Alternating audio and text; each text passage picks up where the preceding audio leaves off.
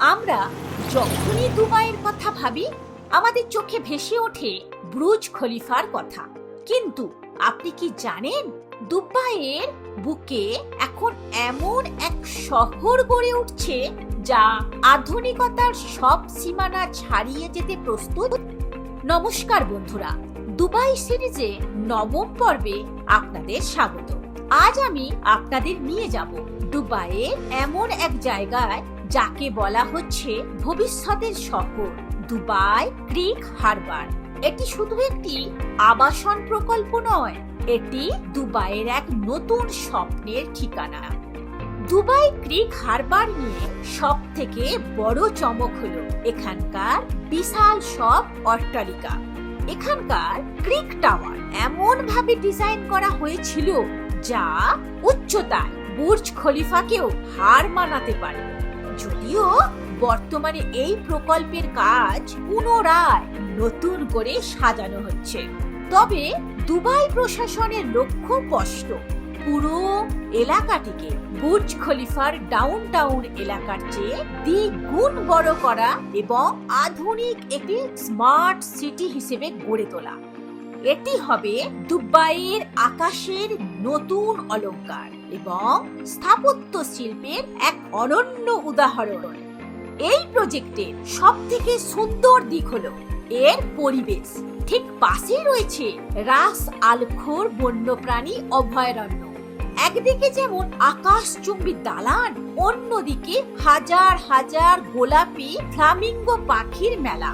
এটাই হলো আসল ইকোট্যুরিজম, যেখানে প্রকৃতির কোনো ক্ষতি না করেই গড়ে তোলা হয়েছে এক আধুনিক স্বর্গ। দুবাই প্রমাণ করেছে যে যান্ত্রিক শহরের মাঝেও কিভাবে বন্য প্রকৃতিকে বাঁচিয়ে রাখা সম্ভব। এখানকার ভিউইং পয়েন্ট আপনাকে এক অন্য রকম অভিজ্ঞতা দেবে। সমুদ্রের খাড়ির ওপর দাঁড়িয়ে প্রসারিত এই ব্রিজ থেকে যখন সূর্যাস্ত দেখা যায়, তখন মনে হয় আপনি কোনো স্বর্গের পৃথিবীতে দাঁড়িয়ে আছেন।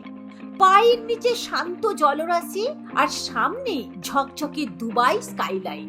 এই দৃশ্য ভাষায় প্রকাশ করা কঠিন।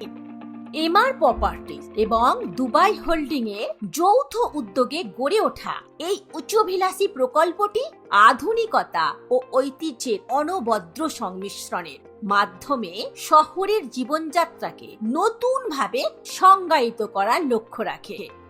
এখানে তৈরি হচ্ছে বিশ্বের বৃহত্তম শপিং ডিস্ট্রিক্ট, যা দুবাই মলকেও টেক্কা দেবে। এছাড়াও এখানে থাকছে একটি ভাসমান অপেরা হাউস, যেখানে সমুদ্রের ওপর দাঁড়িয়ে আপনি শিল্প ও সংস্কৃতির আনন্দ নিতে পারবেন। এই শহরটি দুবাইয়ের 240 মাস্টার প্ল্যানের একটি অংশ। এটি একটি সম্পূর্ণ স্মার্ট সিটি, যেখানে পরিবেশের কথা মাথায় রেখে যাতায়াতের জন্য ইলেকট্রিক বাস, আধুনিক ফেরি সার্ভিস এবং পায়ে হাঁটার জন্য সুন্দর রাস্তা রাখা হয়েছে।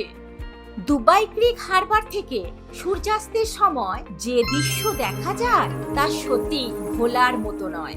আপনাদের কেমন লাগলো দুবাইয়ের এই নতুন রূপ? কমেন্টে অবশ্যই জানান। ভালো লাগলে লাইকে এবং পরবর্তী 10ম পর্বের জন্য সাবস্ক্রাইব করে রাখুন। দেখা হচ্ছে পরের পর্বে।